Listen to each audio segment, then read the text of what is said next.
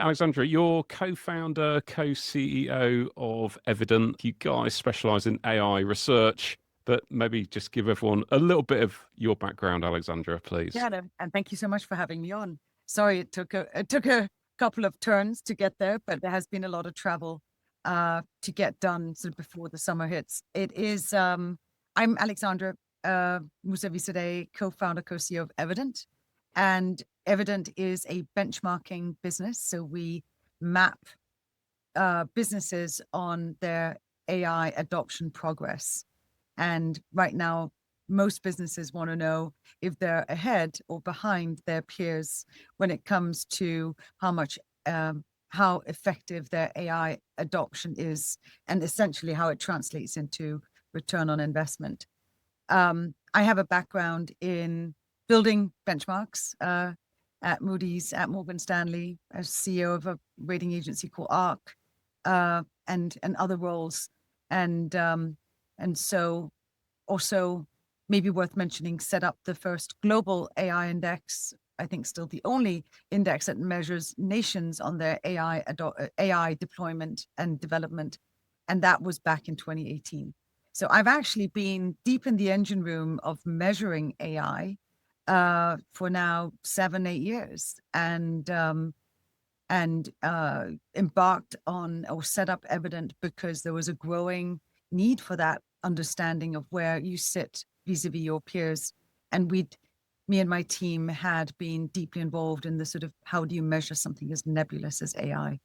And so that's why we set up Evident.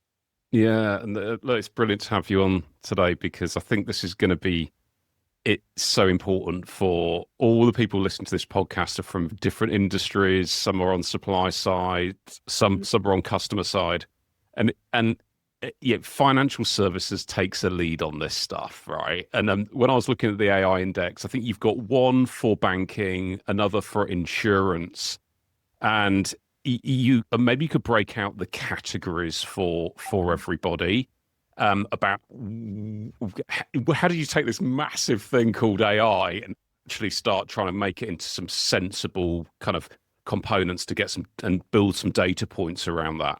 Yeah. And maybe I should just preface that by saying to our listeners that, we've got a ranking on the 50 biggest banks in North America and Europe. We are going to go global in that next year. So we're going to be measuring banks also in Middle East and Asia and Latin America. We've done exactly the same for insurance, right? So the biggest insurance companies that are all going through that, transition from legacy to AI first. We're going to be doing a handful of other verticals in the financial services sector. So we're going to be doing payment platforms. So your Visas and MasterCards and so on. That's coming out later in the year. And then we're going to be doing asset management and private equity. There's a big need also in those verticals to do exactly what we're doing, which is understand where you are versus your peers. And then after that, we'll probably branch into manufacturing and telco and pharma and so on to eventually cover, all sectors where AI is relevant, which will be most sectors, and we will be sort of that global standard benchmark on AI adoption. But if you break it down, because the methodologies for banks, insurance, for asset management, but even for other sectors, non-financial services sectors, will be more or less the same. We'll be looking at different sources. We'll be looking at obviously sort of slightly different indicators. But at the end of the day, what is important, what makes up a strong AI ecosystem for an organization are 4 categories. That is your, how strong is your talent? Do you have a talent? We call it a talent stack, which means, how many people in your organization are getting use cases from ideation to production. So we look at all of that. So everything from AI development talent to, in the bank's case, model risk, AI model risk, to AI implementation talent. So AI product managers and AI software implementation engineers. We look at 250 different role titles for AI talent. So we take into account everything that we know is leading to getting, from a talent perspective or people's perspective, use cases into production. And the second most weighted category is your innovation pillar. And that's all of the innovation levers that the organization can pull from having specific expertise in sort of AI research, patents, your partnerships with universities, what you invest in, activity on open source matters too, because there's a lot of sharing and know-how there. We look at leadership, so that is actually what you can see in terms of the AI strategy, the use cases, the spend, the ROI, because we do know that there is that. Some will be more quiet, but most will actually express externally what they're doing, and it requires that central orchestration of selecting and being able to measure impact, and then that gets and then we look at governance, and that's the ranking that is public. And then maybe also worth mentioning, we have two rankings for organizations. One is the public ranking that's based on publicly available data, just like a credit rating, which is sort of follows the same principles. Then we've got a private benchmark on use cases and return on investment. And that's where the organizations give us all their data that they don't want to put in the public, but to really get a deep sense of, do I have the same use cases in the same areas? Am I getting the same ROI as my peers are from these specific use cases, whether it be the investment banking line of business or across my KYC functions and so on. And that data does not go to the public. But of course, we adjust things on the public index according to things that we know from the private index. But what are the organizations that participate in that they get a deep diagnostic of exactly where they're sitting on these various parameters. So we do have an extremely, what you call a close look at and sort of existence in the engine room of the organizations and the belly of the beast, so to speak, because that, we are in there looking at all of those use cases that are in testing or moved into production, whether it's traditional AI or Gen AI or agentic AI. And we also have a quantum benchmark, which is looking at these use cases that are coming in view for sort of quantum inspired algorithms and so on, which is really interesting, but maybe a few years out. Yeah. So quantum's coming next, right? And yeah, it's funny you should mention ROI, because there I am on your website and I'm clicking around. I'm like, where's the numbers? I'm trying to drill into the numbers, right? And you said that's obviously got to be kept confidential. I guess I guess that's the big question for everybody. That if I'm in a mid-sized business and I'm CFO and I'm thinking, right, where am I actually going to get my ROI from here? And what are you seeing with banking and insurance? So not not revealing the numbers, but where are you seeing areas of actually, yeah, we could actually get some tangible ROI in this particular area versus this one where it was maybe softer in terms of our ability to measure the impact of the AI? Definitely. If we're talking just banks now, because that's what, we have the deepest insight into because of the, having mapped them both inside out and outside in for now 3 years. But this question about where do I get the most bang for my buck? What can I learn from the ones that are slightly ahead? Where should I not go? Right. Those are the big questions, especially, that's whether it's banks or not, where they could be, manufacturing business and so on. So if I'm on the board or if I'm sort of in a senior leadership team in an organization or bank, it will be, we have to select with care, because we don't want to go after a red herring. We don't want to, this is expensive stuff, right? There's a lot of money being poured into partnerships with the LLM providers and the talent that needs to come in, and the restructuring of the data, which is not easy. And then the funding that has to go into rethinking your governance structures and so on. So it's not a cheap or easy endeavor. And so really making sure you're not going after something that is not going to give you that bottom line impact is top of mind for everyone, right? But then when we look at the use cases, obviously we dissect thousands of use cases, right? And the ROI and the associated ROI. And I would say that, at an aggregate level across the board for banks, and it would also be the case for other sectors, but it is 80% of use cases are internally and low risk facing. So the areas that they're tackling, it might sound boring and obvious, but it is your onboarding process. A KYC process is absolutely ripe for AI disruption. You can automate 80%, if not 98% of that onboarding. No reason it should take 4 months to onboard a client. It could take 4 minutes or less. And so when you're looking at, for example, that KYC process, basically it's made up of 3 components. One is the maker of the document, then there's an eval, and then there is a QA process at the end. And the first and the third can be fully automated 100%, right? And you need to leave probably a human in the loop to make some eval. And I'm bringing up that example because every bank has that. And many organizations, even non-financial, will have an onboarding aspect in your sort of in your organization, and to try and automate that is what everyone's trying to do. So you can really, the canary in the coal mine is sometimes to see like how far someone got on their KYC. Were they able to do it? Yeah. And I just would want to add here that it's not an easy process, because you can have onboarding in one line of business that's very different from another line of business. And because it's been successful in this pocket over here, doesn't mean that it just translates across all of your organization of your big bank. And, it's very hard to get to. It takes years, and it takes a lot of thinking about what are my 27 steps in these 3 categories? What can I automate, and what does it mean for my data? But there's a very obvious, you can take out 80% of your costs and people from your KYC process.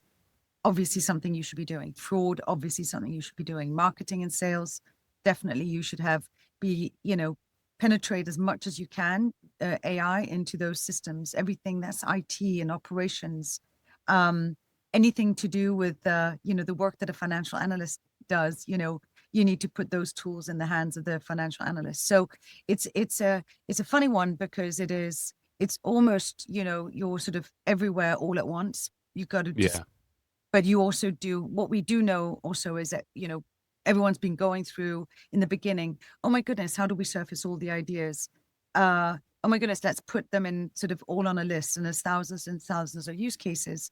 But then it comes down to selection, and most banks have then narrowed it down really significantly and said, okay, we need to have success in these 20 areas until we then, expand up. Because it's also about internal conversations around how much do we invest? And rightly so, a board or a CEO will say, I'd like to see success here first, and then we'll loosen the purse strings a bit more.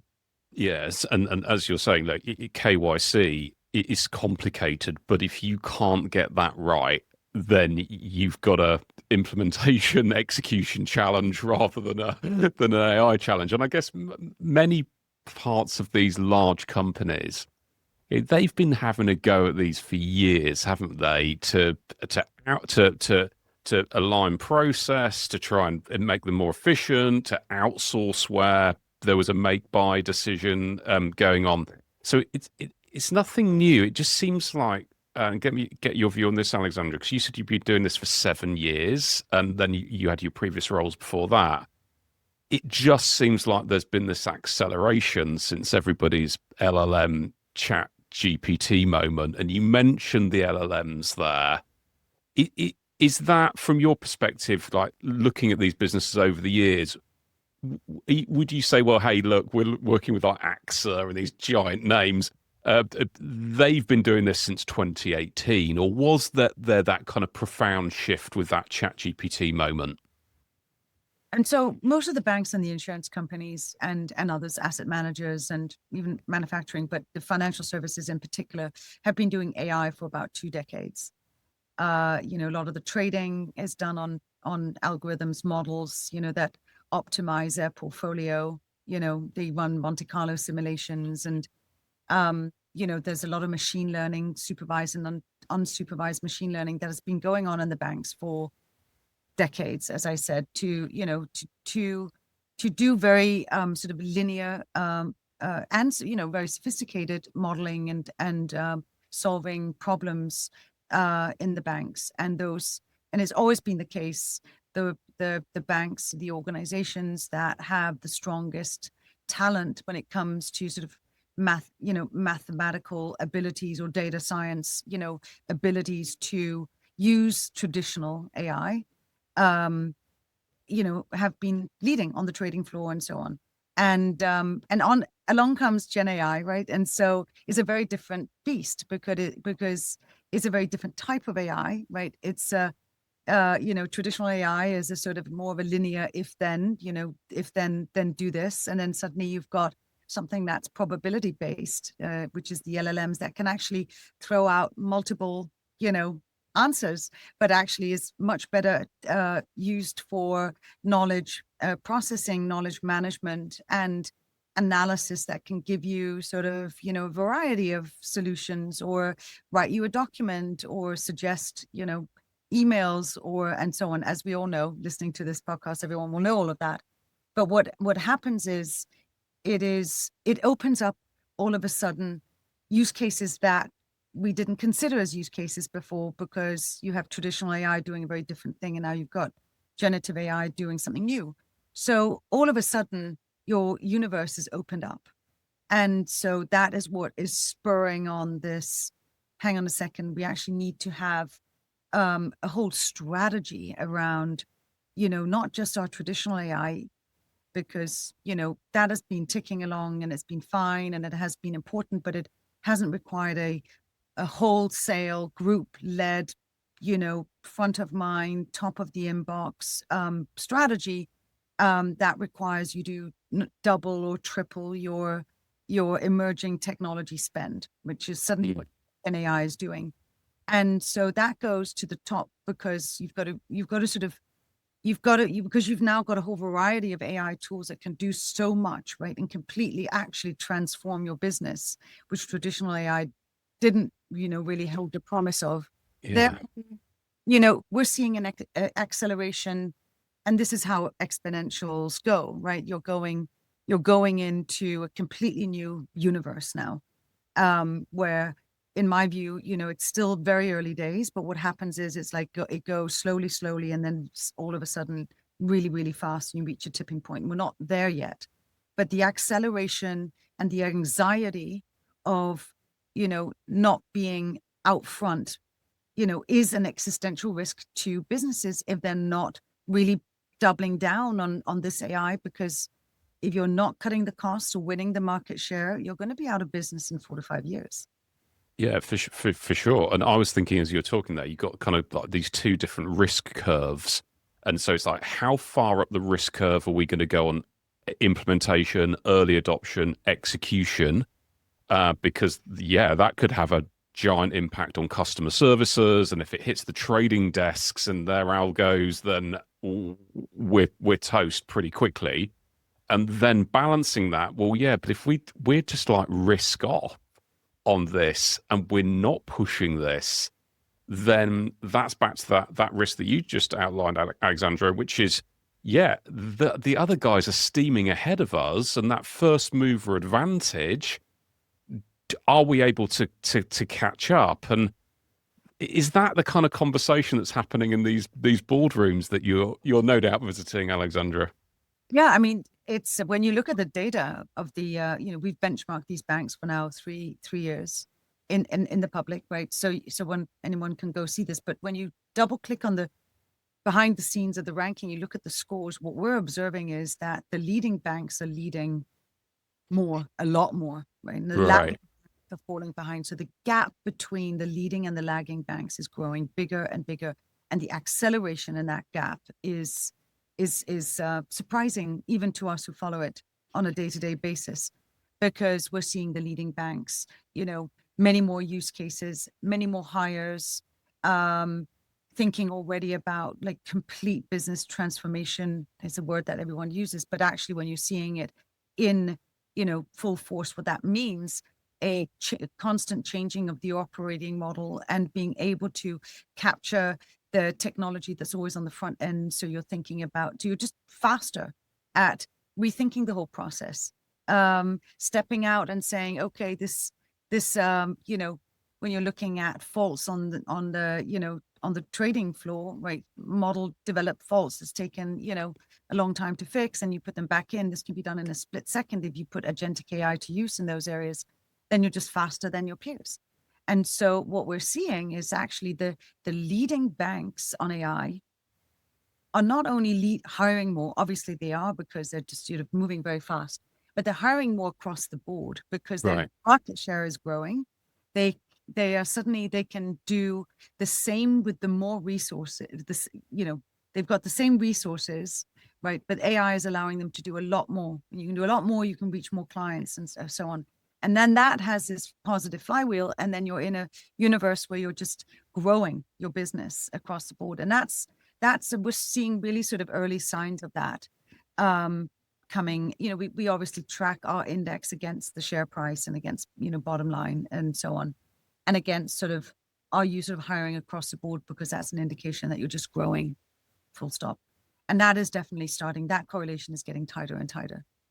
Yeah, the new types of roles that are being hired, that's kind of the big change. That when I was researching, just starting this podcast, I was taking a look at Klarna at the time, who were making a lot of noise, a lot of noise about what they were doing, and but they were saying, yeah, we're looking at multiple use cases in parallel, and I've seen that from my kind of big technology companies who I just help and support in my day job, I guess, is yeah, the big companies now having multiple parallel use cases in development, and that flywheel approach that you spoke of, that that's a big change. You've got different lines of business leaders. It's not a technology project. How are you seeing these customers who bring in all these cool AI thinkers? How do they then structure a governance and a team around that to actually take it from, to not get it stuck in proof of concept and pilot, and actually everybody looks around the table at each other and goes, let's switch this thing on in this particular use case. What does the governance look like that you're seeing, Alexandra? Yeah, so they're moving. I mean, I think there's sort of two separate things there. Moving a use case into production quickly, it takes a lot of work, and we track what we call time to production or time to value. That's a use case going from ideation and into production. And so when we looked at that, early in the year or late last year, low risk internal facing use case could take maybe 4 months to go from ideation to production. Today, that takes 4 days or a day, right? Whoa. Okay. Externally complex use cases, complex from a governance perspective or a technical perspective, can take 12 to 18 months, because it just might be, especially on the governance side of it, something that the regulators are not quite comfortable with yet. But if you're looking at the low risk internally facing use cases, that time to production, I mean, this is the leading banks, right? The banks Yeah. don't have their systems in place and they're looking at, they're still on sort of the 4 to 6 months getting a use case into production. So, what the leading banks are doing, right? They're tweaking they're tweaking the dials on this operating model all the time to get that time to production down. So it is the data in place? Can I, what is holding up, what is holding up this use case going into production? And if it's the data, how do we fix it? Now we fix it for everything. So that's not the hurdle, right? Then it is people hesitancy, right? But the leading banks will, make sure that the mindset and the culture is like, it's a go, go, go culture. So it's not like, oh, I kind of like it the way it was before, because that's not going to fly, right? If you're trying to put use cases into production, then it is, and then it is the governance question. If it is something that will trigger governance, a governance response, and the regulators that need to be comfortable with something. But for internally facing low risk, not touching the customer and so on, you can move use cases into production really fast if you've got your operating model in place. And then it's always about sort of having tried to pre-map the impact of that use case and making sure that, you only put things into production where there is a proven, or expected return that makes sense given the investment you're putting in it. And then the governance structure is like everyone's knitting the parachute as they're jumping out the plane, because, the first lines of defense and model risk, model validation is very difficult to do with Gen AI, right? LLMs don't produce the same result every time. And that's sort of the premise for your validation, that you can replicate what was done in the model development. And that is something that everyone's grappling with and trying to come up with some good solutions. There's a lot of good ideas on the table. It will be ironed out relatively soon. And so, but then there's the next thing, which is agentic AI, fully autonomous agentic AI use cases are going to be really difficult from a governance perspective. And so Yeah. that's the stuff that's going to be hard to put into production. But you don't want any tension areas where it's just a question of you getting your house in order. That should not be the thing that slows you down to get. But the reality is that aside from the leading banks, the ones that are fast followers or slow followers are still working very hard on getting that data infrastructure in place. So middle management putting the air brakes on to projects and programs, that's just been eliminated. I think I'm hearing from you there, Alexandra. There's just no one's getting in the way. And is it led CEO down in these giant organizations? Yeah. Yeah, I would just go back on that comment because the middle management resisting is not something that has been eliminated. In most of the banks, it's still there. But when you're looking at the leading banks, it's something that they spend a lot of time tackling, doing, speaking to the sort of heads of lines of business who are not technical, who are like, I'm fine as it is, but really making sure that the training and the understanding, or even bonuses that are now, led by certain AI adoption KPIs. But in terms of where we've seen the most success, the organizations that are most successful at AI adoption is interesting because, to your point, they all have one thing in common, and that is that it's a CEO that's shouting from the rooftops, Right. not always externally, but to them to their teams, making it clear, spending a lot of time themselves on the weekend to figure out what tools should be used and it's very difficult to make a decision as a CEO of a big bank on AI if you haven't actually spent the time working out how this works and what makes sense and understand the technology and sort of really understand what it can do. It's difficult to make a decision without immersing yourself in that. You don't need to be technical. Jamie Dimon has been one of the strongest, speakers of and business leaders on AI and the importance of AI. Back in 2018, he said we're going to be an AI first bank. That was very early. He hired Manuela Veloso to run his AI research lab, which has been one of the key reasons for this. Not the only, but one of the many reasons for success is actually having someone in house that can actually figure out what the solutions are to the problems. And not just send it down to IT, but actually thinking about how do we reimagine this process. So the CEOs at the end of the day are absolutely instrumental to how fast a bank is going in terms of its AI adoption. There's no doubt in my mind. Yeah, we see that on the supply side as well. Like if you look at Jensen, he's an engineer, right? And that's what he's done. He's now created a $4 trillion company, which is rather large. So you mentioned regulators, and I was thinking about compliance, and I was thinking, okay, if you're a giant bank across multiple territories, but maybe we say North America and EU. Maybe that's probably not a bad place to Say start. China.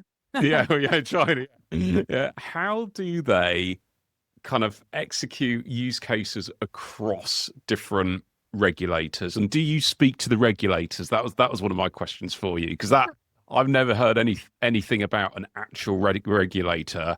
I just know the rules that they impose, if you see what I mean.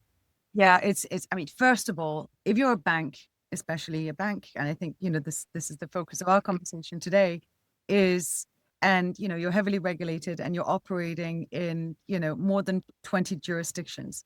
Your work is going to be a bit harder, right? You've got banks like HSBC and others that operate in many different jurisdictions. And, every time you do something AI related, you've got to have a sign off from your local, where you're operating, from the regulators. So it does complicate things. Now, some of the regulators, will, accept something that has been, okayed by, by other regulators, and it then can sort of go through a bit faster. But you do have that hurdle. When it comes to the regulators themselves, the banks are working hand in hand with the regulators right now because Yeah. it's territory, and there is, as this develops, it's really hard to keep up. It's not an easy task for the regulators, but they're doing as good a job as they possibly can. They're trying to run as fast as the use cases are getting put into production, and they're really trying to be creative with the banks. And we do spend some time with, not all banks will be forward leaning enough to be wanting a seat at the table with the regulators to sort of shape what this looks like. Because the sort of what we'd call the lagging banks, or the not so AI forward banks, are sort of waiting to see, let someone else, forge that path. But so the banks that do talk to the regulators bilaterally, we talk to them about sort of what hurdles that they're trying to solve for and how they're doing it. And so there's an enormous amount of activity that is going on with the regulators. And then you sort of go one notch up, and then there's of course all of the noise around the EU AI Act and what might come out of the White House in terms of its AI Act. I think it's tomorrow. So, but again, that's non-sector specific, so it doesn't really impact the banks so much. It's not something that they spend too much time worrying about. Yeah. And one other question I had for you was the Genius Act that's just gone through in the US, and stable coins and the whole. It's almost like that's moved really fast as a sector as well. And all of a sudden, you've got BlackRock, Bitcoin ETFs, I think last year, and now the stable coins.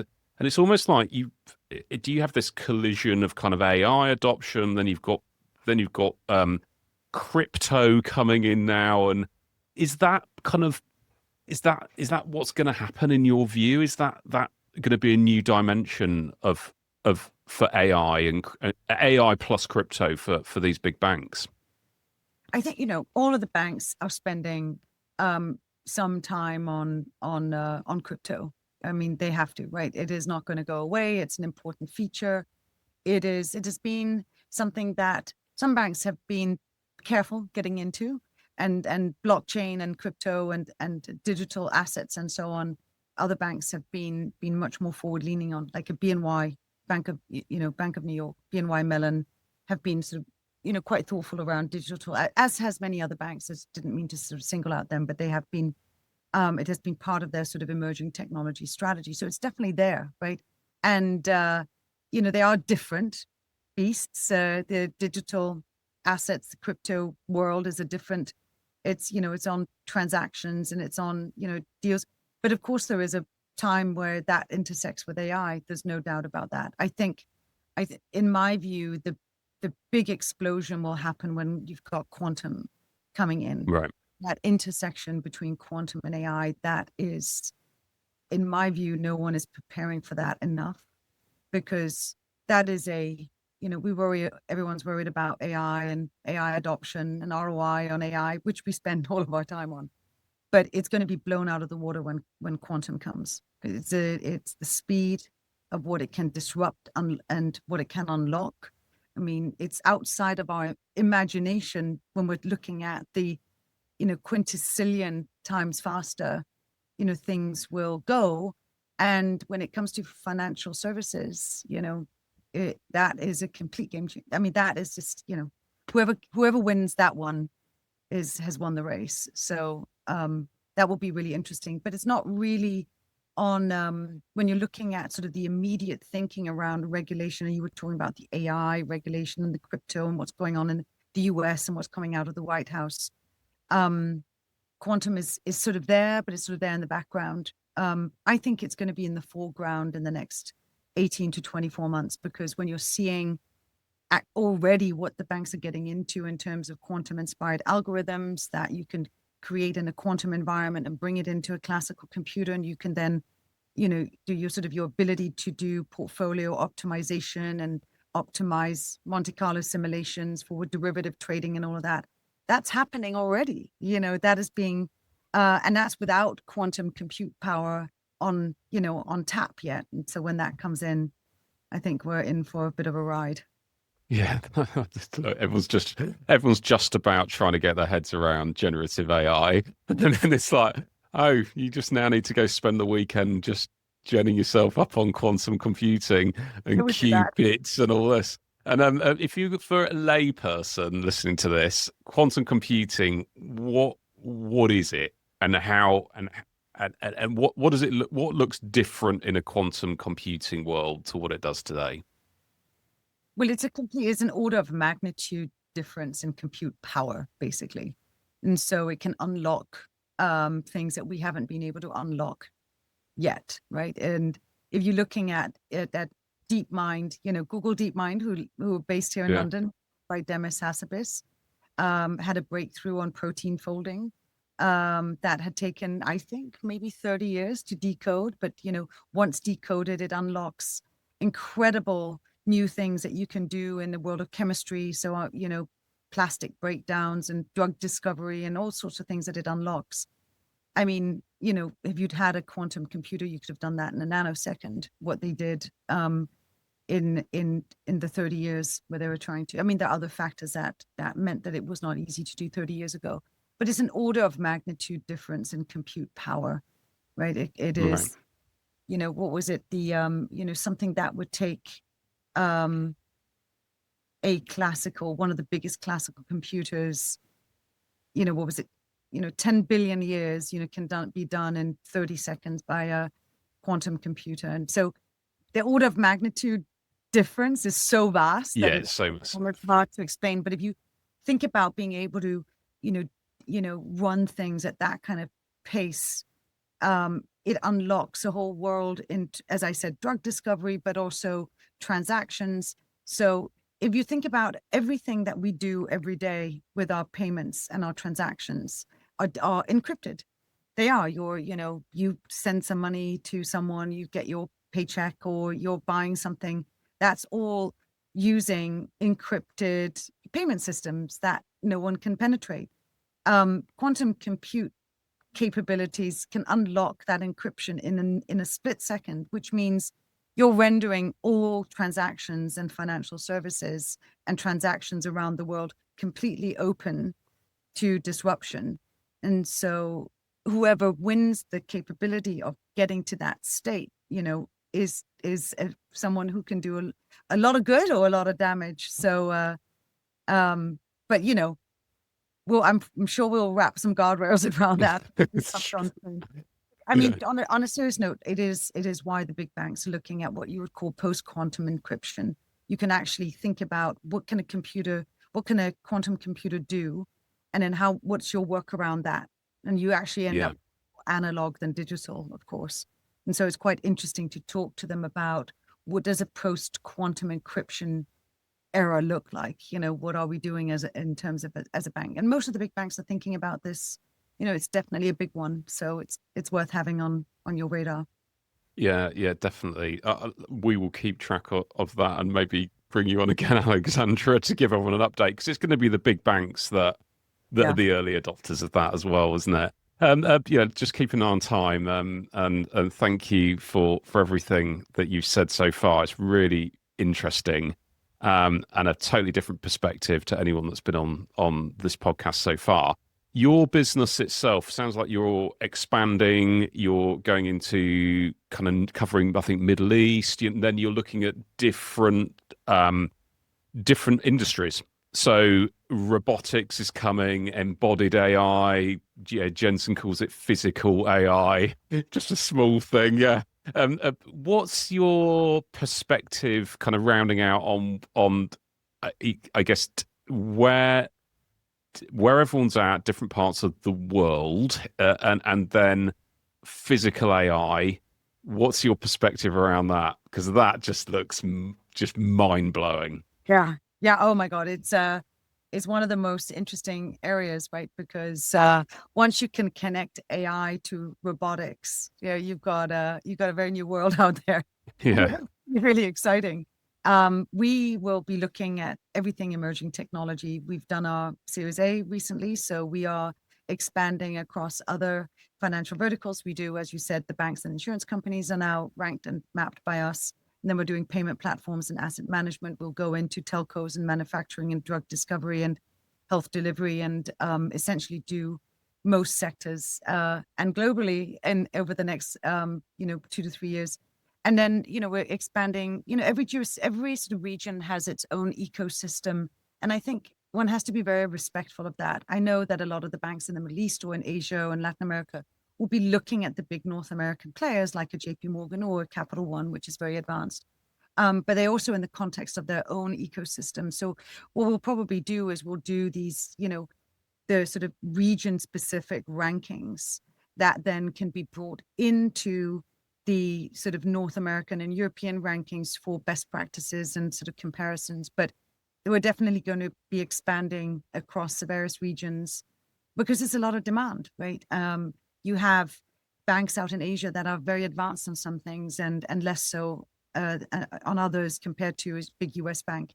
And the Middle East has advantages from a very gung-ho, governments that are funding a lot of, data centers and capabilities and so on, and urging sort of adoption to speed up. And that's really interesting to help out for the businesses there, right? Because that's a very different environment from other regions in the world where there's maybe not so much focus from the government side.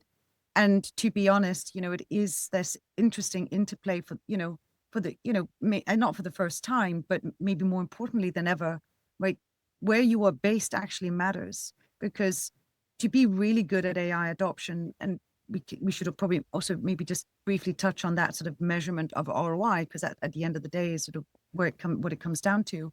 But it is your proximity to the talent, right? Do you have access to the, startup technology? None of the providers are in Europe. Your OpenAIs, your Anthropics, your, Llama, LLM, and so on. You've got Mistral in Europe, right? And that's in Paris. And, it matters what your government does. It matters how easy it is that they make it for you as a business to adopt. And that has to be front and center, because AI adoption at the end of the day is your growth driver, your productivity enhancer, right? If you're behind in that, you're behind as a nation. And it's not just development of tech, it's the, it's the whole ecosystem. And sorry, I hate the word ecosystem because it just means nothing and everything at the same time. But it really does matter that you as an organization have the proximity and access to that talent that you need. Because as we know, it's a war on talent and it's difficult to get. It's a war on proximity to tech. It's not something you build overnight, right? So that matters. Yeah. And so, you're totally right that ecosystem, it's kind of like transformation, isn't it? Digital transformation, it just means it's too nebulous. But you're absolutely right. No, it's been so important now more than ever to have an ecosystem of partners around you who are the best and who are the innovators. If they're coming from the USA, so be it. If they're not in Europe, so be it. We can't stay put and just wait to catch up. And whatever you think about it, the US administration, for example, I can certainly see how, we're kind of worried here that if we aren't ahead, who's going to be ahead? And they're looking towards China as their adversary. And well, as you say, whoever creates the quantum computing first has kind of got, you kind of got to worry about them a little bit. And so over-regulation right now wouldn't seem to be a good thing. No regulation wouldn't seem to be a good thing. It must be hard for the politicians. I've got to try and get some politicians on to actually talk about this, because I think what they do more than anything is they don't talk about it. But you can't let if your adversary gets this technology over and above you, then you're toast, to use the technical term. Little, I would say it's sort of dangerous to wait, because you do need to be ahead and have those capabilities, because otherwise, I mean, the other way to look at it is, if you, let's say the sort of the race between China and the US, which has obviously been going on for decades, but definitely even more tense than before. If and one of the ideas floated last year in terms of so from a regulation perspective, was to close down in the US the ability for, for open source language models to be there, or they had to be heavily regulated. And the issue is that everyone uses open source. All the banks uses the open source models. They'll have a mix of the commercial model. They'll have a Anthropic, they'll have a OpenAI, but they'll have something. They'll have a Llama or something else that is free, that is open source, that you can download, you put in your system. You can build it into your own platform using your own data.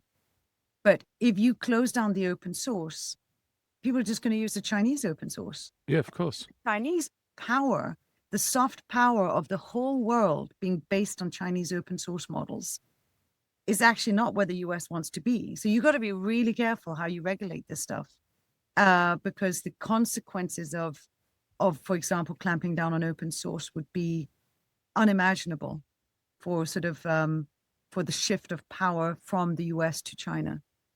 Yeah, and that's the model layer, and they've got exactly the same debate at let's call it the GPU, the NVIDIA layer, if you like.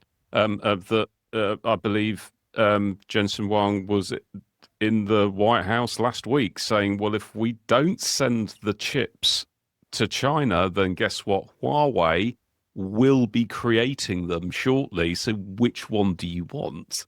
And so you've got this different reaction. He immediately backtracked because, right, I didn't know that, did he? Yeah. Immediately. Oh yeah, just give him the stripped down version of the NVIDIA chip.